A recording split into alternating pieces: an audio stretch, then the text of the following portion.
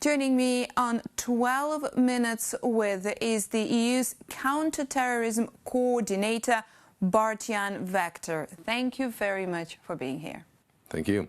Iran issued a global threat, warning that parks, recreational areas and tourist destinations worldwide will not be safe for what Tehran calls its enemies. How concerned are you regarding this situation and these threats? Iran has been on our agenda for a while from a counterterrorism perspective. Why? Because Iran has consistently over the years targeted individuals in the EU, dissidents, and tried to disrupt our society, I would say. It's a lethal spoiler that's very well known to our services.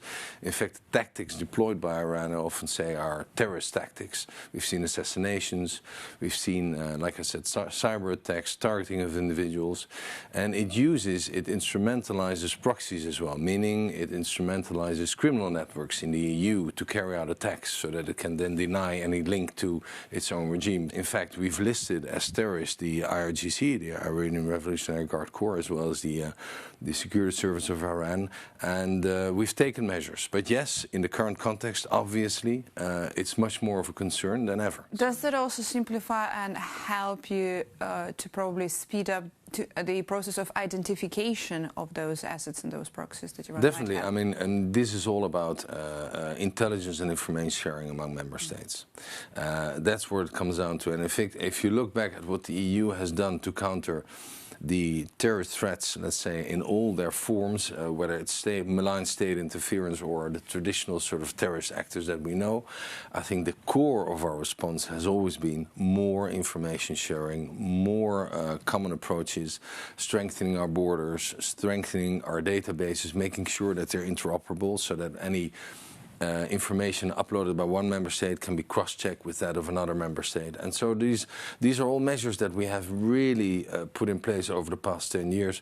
And by the way, I should say this has very much been driven by the European Commission that has put in place all these instruments and that are still working on many of these to strengthen our borders especially, but also to look within our the EU itself. You know, we've taken measures and stepped up. Some member states have stepped up those measures to protect Israeli sites, to protect Jewish sites as well, because very often it's now equated with Israel, unfortunately. We've seen a rise of anti-Semitism. So the kind of propaganda that is generated by a conflict that we're now seeing in the Middle East is very worrying, because this is spreading online and it's affecting the visions of some people. I do want to ask you about Jewish communities in Europe. There's been an increase in the rise in the attacks ever since October 7 massacre. Do you foresee the situation worsening now with the US-Israel war on Iran? I would say that in a situation as we're seeing now, where global tensions are rising especially in the Middle East, there will be reverberations on the international or the internal threat picture in the EU, meaning that also when it comes to Jewish sites or anti-Semitism, yes, we see an impact, and we have seen it for a while. Also, the conflict in Gaza at the time, now less of a headline perhaps, but that has very much generated the kind of narratives that influence some people and that radicalize some people, leading to anti-Semitism. By the way, also to anti-Islam. So we've seen a polarization throughout, I would say. If Iran now becomes this state of revenge, what does that mean for Europe specifically? Because Europe is still at the same time not joining officially the United States, going into the war against Iran. But does that put Europe at the same threat level as the US, the way you see it? Or could that be worse should Europe join? The threat has been there for a while, and the threat is escalating. Now, depending on how Europe will engage or not in that conflict, that of course will affect further the threat picture internally. But I don't deal, let's say, with the bigger picture. I really focus on, you know, how are the lives of people in the EU possibly affected. What is your assessment over the threat coming from ISIS? Is that over or not yet? Look, Islamic jihadism, let's say, remains the number one threat in Europe. Has always been, and that has not gone away over the years. We've seen some new threats that I'll be happy to say a few words about, but in terms of jihadism, that's the number one threat to our security. We've seen it coming from different regions. Central Asia is one, where we see a direct threat projection. But what's important to say, yes, we defeated the caliphate, or the so-called caliphate, 10 years ago. Ever since, what we've seen, and that is something that we're very closely monitoring, is that IS has adapted its tactics, and it's been very agile. First of all, it's decentralized its command centers, meaning that it has now different front lines, let's say, in the global war of jihad in different regions. But also, instead of organizing the sort of large-scale concerted attacks from outside the EU's borders, it has now shifted tactics to really trying to recruit people, very often young adolescents, from within the EU, which from their perspective is perhaps more effective. And we've seen there a trend of increased radicalization, especially of young people. And all this is happening in an online environment that very much still provides a lot of space for the kind of content that leads to radicalization. When you say young people, what is the, if we can speak about the age range of the young people being radicalized? I mean, we're talking about minors aged between 12 and 20 years old. I mean, we've seen cases of young individuals radicalizing who were as young as 12 years old. And the huge challenge for our law enforcement is that young people, young individuals radicalize very fast. Sometimes it's a matter of weeks. Some will have mental issues or will just be vulnerable, as adolescents are generally. But they will not have any track record, any criminal track record. They will not meet physically. Very often they spend most of their time online. So it's very difficult for our law enforcement to capture this. And again, it comes back to the same point. It's a matter of exchanging good practices, sharing data, sharing information, but also very much monitoring the online environment, which is where much of this takes place. What are some of the, you mentioned earlier, the new threats? Mm-hmm. What are those new threats, if you could list some of them? Yes. So what we've seen over the years is an increase, a rise in the kind of violent right-wing extremism, also to a degree violent left-wing extremism.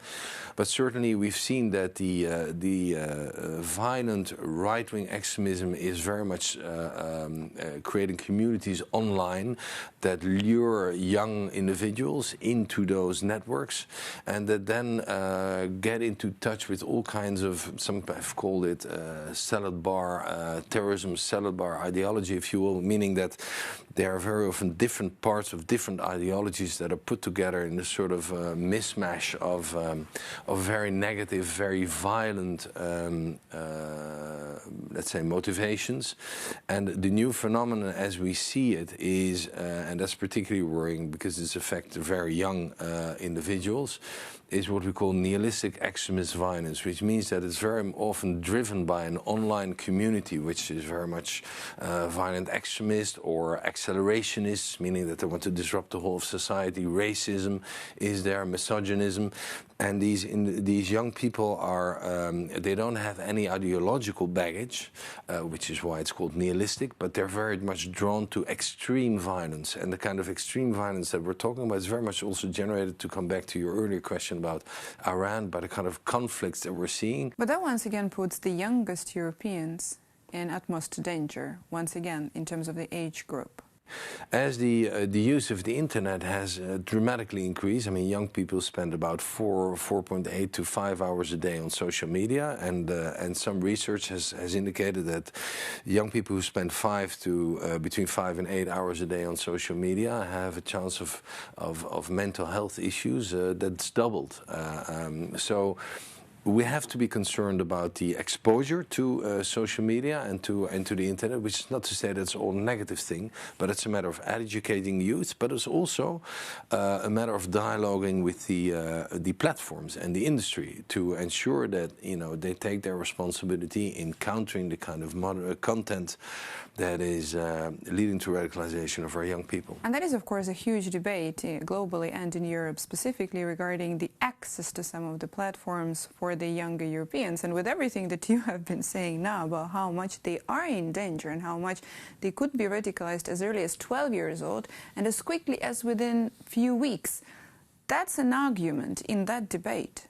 Definitely, and it raises the stakes. What I always say, and it's an important debate to have, because what we're often talking about, and we're all using those communications which are encrypted communications, which is very useful and very important because it protects our privacy, it protects us against cyber attacks and all of that. But there's also a downside, unless we organize it well. The downside at the moment is that our investigators, our law enforcement, does not have the access in the context of certain investigations to access those data and to explore the communication data between individuals, malign individuals, whether it's terrorists, people plotting attacks or whatever, often criminal networks, and that is a problem. And the final question, 10 years since the Brussels attacks, with the commemorations taking place in Brussels over the weekend, do you feel Brussels, the EU, being safer now 10 years past that?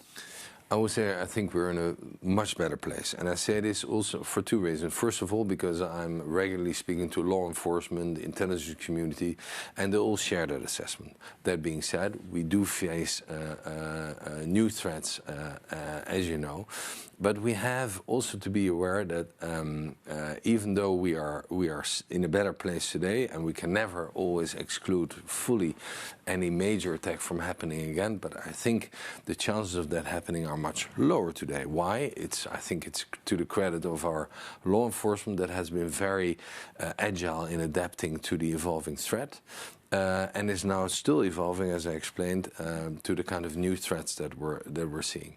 But we have to recognize that the threat has never really disappeared, and it's unlikely to disappear in the short term.